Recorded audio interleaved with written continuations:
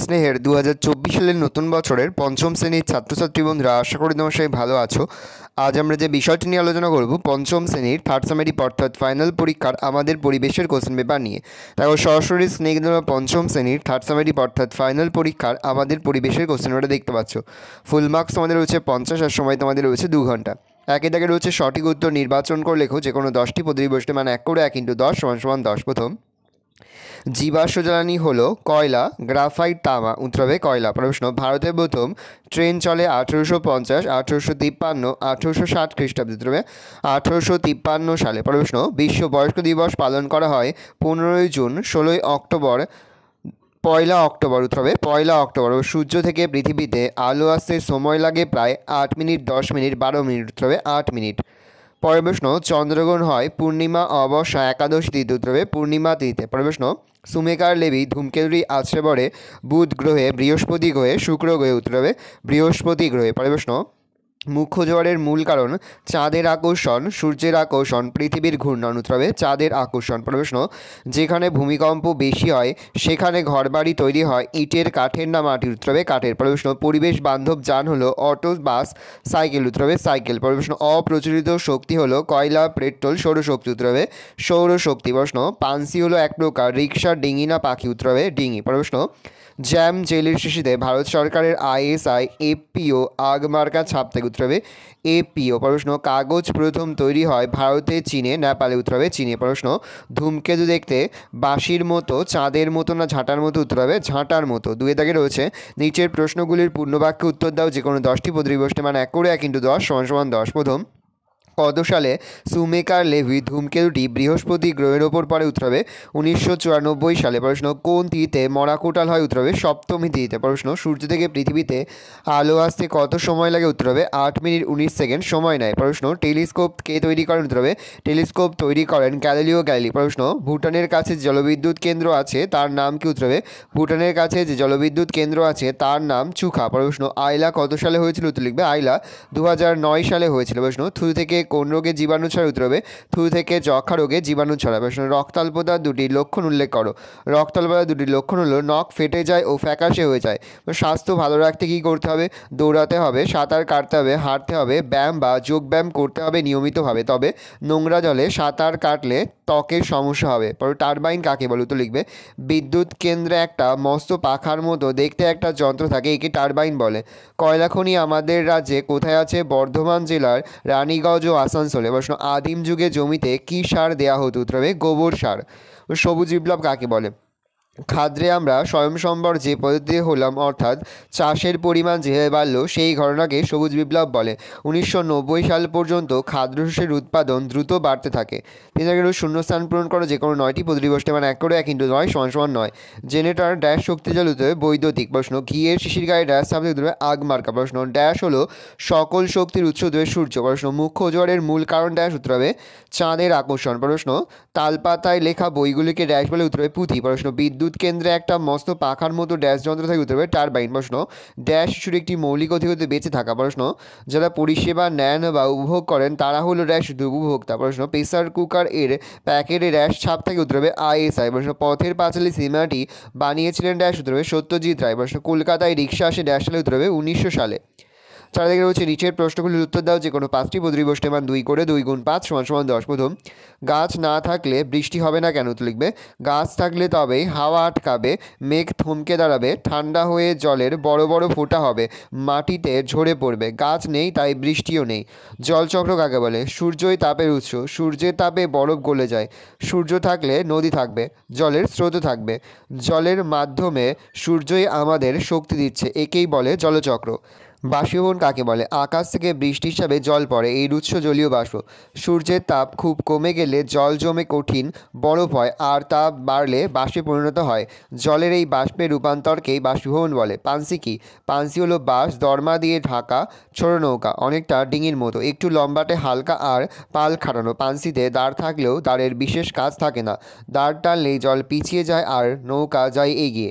Helmet পরে bike চালানো কি বাধ্যতামূলক? উত্তর লিখবে হেলমেট পরে বাইক চালানো বা বসা বাধ্যতামূলক। হেলমেট না পরার জন্য দুর্ঘটনায় বেশি জখম হয় মানুষ। আইএসআই মার্কা হেলমেট পরা উচিত, এর জন্য আইন তৈরি হয়েছে, বলা হয় নো হেলমেট নো ফুয়েল। হচ্ছে হরপা বান কাকে বলে? পাহাড়ি নদী অনেক সময় নুড়ি পাথরে ভর্তি হয়ে যায়, তাই খুব বেশি বৃষ্টি হলে বা বরফ বেশি গলে গেলে নদীতে অনেক জল আসায় নদীর জল উপচে পড়ে, ফলে বন্যা হয়। এই বন্যাকে বলে হরপা বান। মুখ্য জোয়ার কাকে বলে? চাঁদ ও সূর্য একই দিকে ঘোরে, পৃথিবী 12 ঘন্টায় 8 পাক ঘুরল, চাঁদও এগিয়ে গেল। চাঁদের সামনে যেতে পৃথিবীর আরও প্রায় 26 মিনিট লেগে যায়, অর্থাৎ গৌণ জোয়ারের 12 ঘন্টা 26 মিনিট পরে মুখ্য জোয়ার হয়। আবহাওয়া কাকে বলে? কোনো স্থানের ঝড় বৃষ্টি, বাতাসে গরম বা ঠান্ডা গরম হাওয়ার গতি, এইসবের অবস্থাকে একসঙ্গে আবহাওয়া বলে। কয়লা কিভাবে তৈরি হয়? হাজার হাজার বছর ধরে মাটির নিচে গাছপালা চাপা পড়ে তা ধীরে ধীরে তাপ ও চাপে কয়লায় পরিণত হয়। 5 দাগে রয়েছে নিচের যে কোনো দুটি প্রশ্নের উত্তর, প্রশ্নের মান 3 করে, 3 গুণ 2 = 6। প্রথম, বনের গাছ থেকে আমরা কী কী পাই? বনের গাছ থেকে আমরা অনেক কিছু পাই, শুধু কাঠ, মধু আর মোম নয়, আমরা পাই গাছের ছাল থেকে মশলা, ওষুধ, দড়ি তৈরির আঁশ, পাতা লতা থেকেও ওষুধ তৈরি হয়। আগে গাছের পাতার উপর পুঁথি লেখা হতো, গাছ থেকেই তৈরি হয় কাগজ। এছাড়া অনেক রকমের ফল পায়। অ্যাসিড বৃষ্টি কাকে বলে? মনুসৃষ্ট কারণে বায়ুতে মিশে থাকা সালফারের অক্সাইড, নাইট্রোজেনের অক্সাইড ও কার্বনের অক্সাইডগুলি বৃষ্টির জলের সঙ্গে গুলে পৃথিবীর বুকে ঝরে পড়ে, এই ঘটনাকে অ্যাসিড বৃষ্টি বলে। শিশুদের কয়েকটি অধিকার লেখো। শিশুদের কয়েকটি অধিকার হলো বেঁচে থাকার অধিকার, খাদ্য পানীয় জল পাওয়ার অধিকার, অবৈতনিক এবং বাধ্যতামূলক শিক্ষালাভের অধিকার, নিজের মত প্রকাশ ও আলোচনার স্বাধীনতার অধিকার। মুখ্য গৌণ জ্বরের মূল কারণ কি? মুখ্য জ্বরের মূল কারণ চাঁদের আকর্ষণ, আর গৌণ জোয়ারের মূল কারণ পৃথিবীর ঘূর্ণন। পৃথিবীর যে দিকটা চাঁদের সামনের দিকের জল যেমন বাড়ে, পেছনের দিকের জলও বাড়ে, ফলে সেখানে জোয়ার হয়। সামনের জোয়ারটা বেশি জোরালো, সেটা মুখ্য জোয়ার, পিছনেরটা কম জোরালো, সেটা গৌণ জোয়ার। কয়লা খনিতে কি ধস নামতে পারে? কিভাবে? কয়লা খনি ধসের সমাধান কি? কয়লা খনিতে কয়লা তুলে নেওয়ার পর জায়গাটা ফাঁকা থাকে, এর ওপর থাকে মাটি, ঘরবাড়ি, গাছপালা, তাই এসবের চাপের ফলে ধস নামতে পারে।